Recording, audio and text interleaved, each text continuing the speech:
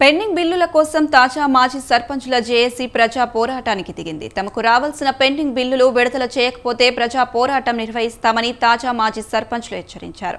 Somajiguda press క్లబ్లో ఏర్పాటు చేసిన విలేకరుల సమావేశంలో తాజా మాజీ సర్పంచుల జేఏసీ అధ్యక్షుడు అక్కినపల్లి కరుణాకర్ మాట్లాడారు. ప్రజాపాలన అందిస్తామని గద్దెనెక్కిన రేవంత్ రాష్ట్రంలో కార్పొరేట్ పాలన సాగిస్తుందని ఆవేదన వ్యక్తం చేశారు.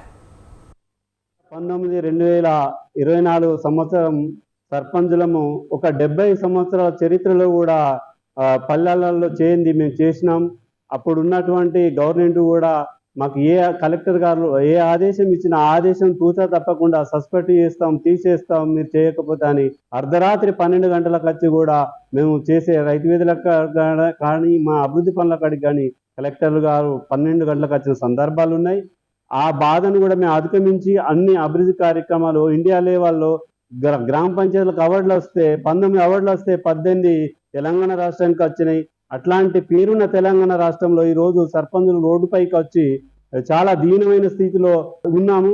అప్లపాలై పిల్లల పుస్తకాలు అమ్ముకొని గడిచిన ఏడాది కాలంలో మొన్న రాష్ట్ర ముఖ్యమంత్రి గారు మాట్లాడినటువంటి మాట, ఈ రాష్ట్ర అప్పులు కట్టడం కోసం 60,000 కోట్ల రూపాయలైనాయి, మాకు ఇబ్బంది అయింది అని చెప్పేసి ఈ రాష్ట్ర ముఖ్యమంత్రి గారు మాట్లాడారు. అదే విధంగా 7 లక్షల కోట్ల రూపాయలకు మేము మిత్తులు కడుతున్నామని చెప్పేసి మాట్లాడుతున్నారు.